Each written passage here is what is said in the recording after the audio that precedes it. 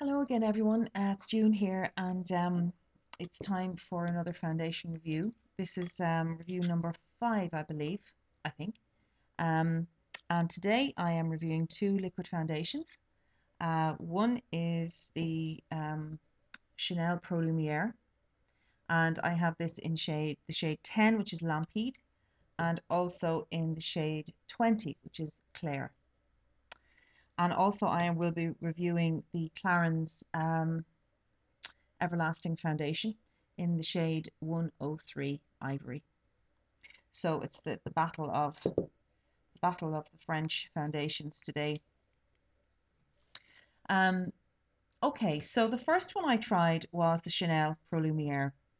Now I ordered this initially in shade 20, and when I got it, I realized it was just ridiculously dark for me.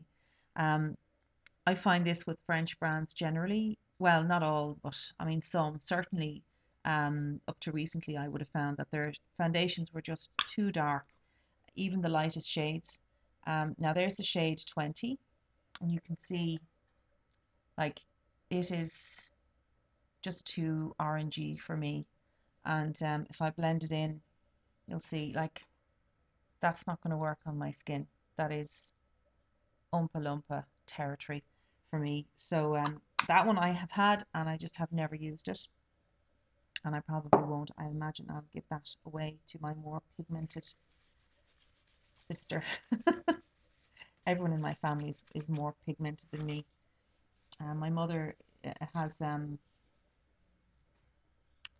Algerian ancestors and Spanish ancestors, and she's extremely dark, and they all got this lovely dark sallow skin, except for me.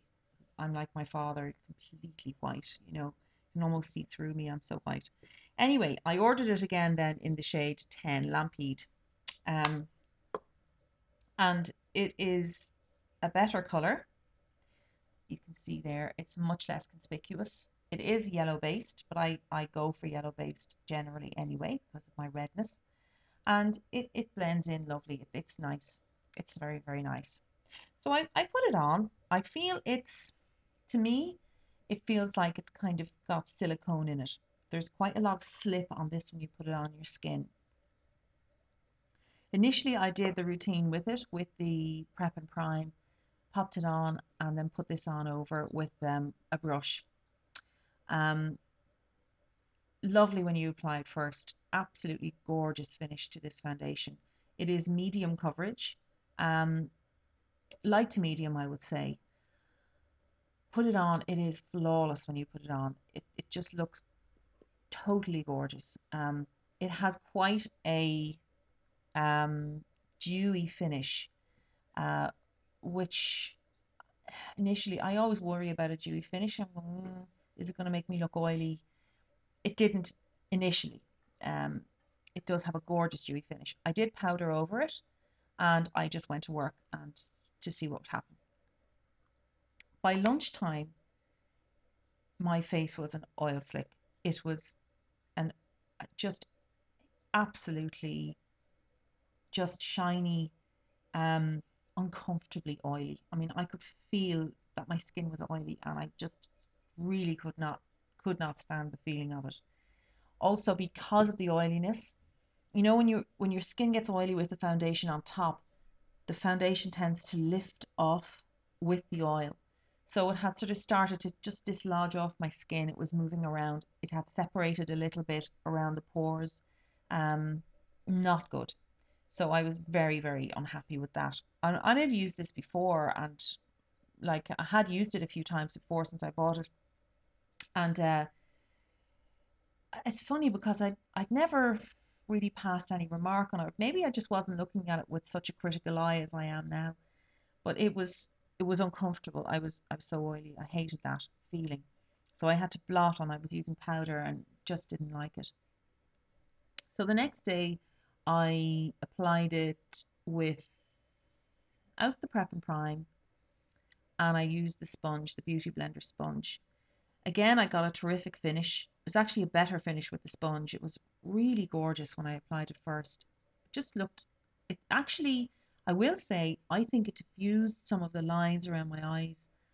Um, I thought my skin looked younger when I put it on. Um, Unfortunately, the same thing happened. Not to the same extent, because obviously I didn't have any primer on. Um, but it did get very, very oily on my skin, and that, so I was unhappy again the next day. Um, so what I then did was I used my serum the following day. Used my serum, didn't apply any moisturizer, and put on the Alovation toning veil, which is mattifying, onto my skin. And then I applied the Pro Lumiere with a sponge. I suppose with that, I definitely got less shininess, but I still felt quite oily. So I think this would be great for somebody with dry skin, really great. But on me, with my little bit of oily T-zone problem, um, I just felt, no, that I'm just going to be mopping my skin all day long, applying powder and just feeling oily. So I'm a little bit disappointed because of that. But look, I just think I have the wrong skin type for this foundation. For an older person than me, you can imagine anyone older than me, um, definitely would recommend it. If your skin's a bit dry, I definitely would recommend it. It is definitely going to give you a lovely finish. It isn't cakey. You can build it up where you want to. It just settles into the skin lovely. Really, really good for that. But definitely, if you're oily, it will make you worse. So I don't know what I'm going to do with this foundation. I may keep it for later on in the winter when my skin's a bit drier again and use it more then. Um, because it really does feel nice. It really is. It really gives a terrific finish. But I'd have to say 5 out of 10, just for my skin type. For combination skin, 5 out of 10. Probably a dry skin person would adore this. So that's that. So, and it was also one of the most expensive foundations I've ever bought. I mean, it must have been about €50, which is crazy, considering I bought 2 bottles of it. Um, yeah, so a little bit disappointed with the performance of it, but initially the look is terrific. It didn't last on my skin very well at all, obviously because of the greasiness, the fact that it was just kind of, sliding all over the place. It didn't last very well. So then I moved on with a heavy heart. I moved on to the Clarins Everlasting foundation. Now I bought this. When did I buy it? Oh, about 6 months ago, I suppose. I'd never experimented with Clarins before. I never liked their skincare products because I thought they were too perfumed. Although they're supposed to be very natural and whatever, to me they always just had a really strong scent. Um, and also anything I'd ever tried, I always found had a very just a very heavy feel, and made my skin oily. And little samples I'd ever used, I always thought were just too oily and too heavy for me. So I'd really given Clarins a wide berth. Now I have friends who swear by Clarins. I have one friend who came over from England recently, and the guy in customs was trying to take her Clarins stuff away because the containers were too big. She practically she practically killed him. I mean, I think she probably would have been prepared to go to prison to hold on to her Clarins products. Um, but anyway, they started selling them in one of my local pharmacies, and I said I'd give this foundation a try because it is supposed to be quite a long-lasting one. So here it is. It is a very, very pale color. You can see there, it's very white looking. I've put a fair bit on. So if I just blend it out a bit, you'll see now the coverage with this is very good. This is definitely medium to full coverage foundation. You could certainly build this up to full coverage. There it is on the back of my hand now. And you see, like, it's really hiding the veins there. It's quite pale, but I really liked it when I put it on. It had a real illuminating effect. It didn't make me look washed out or anything, and it actually does match my neck and chest quite well. So I applied it with the sponge the first day. I found I could certainly wear a primer under this without any problem. Used it the first day with the brush, applied really nicely. It has a really gorgeous, flawless look when you put it on. And when it sets on your skin, it sets to a kind of a semi-matte finish. Not entirely matte. It does have a little bit of dewiness to it. Um, yeah, popped it on. Found it certainly there wasn't a huge problem with oiliness. I did have to powder over it midway through the day. I didn't initially put powder on because I liked the finish of it. I did put powder on midway through the day because I had to do that. And just watching the clock here. Um, Looked at it again after about 7 hours, 8 hours, still going strong, still looked really good. And by the end of the day, there was still plenty of this on my face and it hadn't separated or anything like that. I wore it on Saturday and I used the Beauty Blender. And again, I'm consistently finding the Beauty Blender is giving me a better finish than brush with foundation. Popped it on. This time I tried the toning veil underneath without a primer. I've kind of used that as a primer. Popped it on, put it on at about 12 o'clock in the day, wore it all day long, didn't blot, didn't powder, didn't do anything. I was out with friends. Came home at about 2 o'clock in the morning, and this was still on my face, and it was still doing its job. I mean, I really was impressed with it.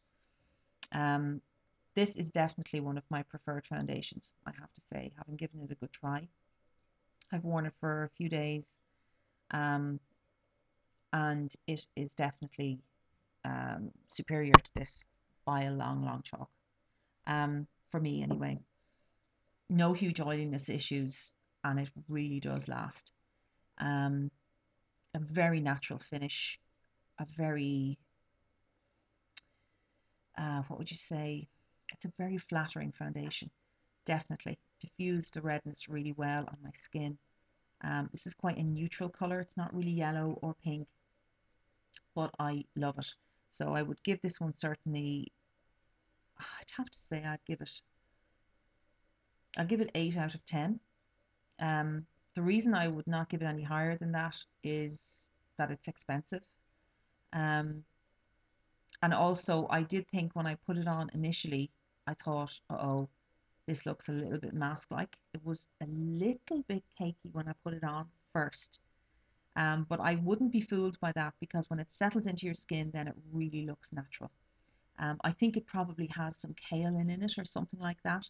Um, which is great for absorbing oil and great for helping it to set into a longer lasting finish. But yes, it did look slightly cakey when I put it on first. I didn't mention that, but it did. But after about half an hour, it looked amazing and it stayed looking amazing for, 14 hours or whatever. So, highly recommend this foundation. 8, possibly 8.5 out of 10 for this. Loved it. So that. So those are the two foundations. Chanel was a big disappointment, I have to say. I just turned into it was just an oil slick. It was awful. It was horrible. Um, I did not like it. And the Clarins, definitely thumbs up for Clarins.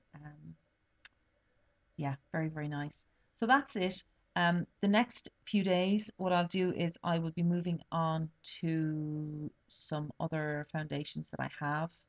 I haven't decided yet what they're going to be, but I will obviously test maybe two and then go on and do a review on those. So that's it for now. Take care of yourselves and be good. And thank you very much for watching and putting up with all my boring chat. So, slán live.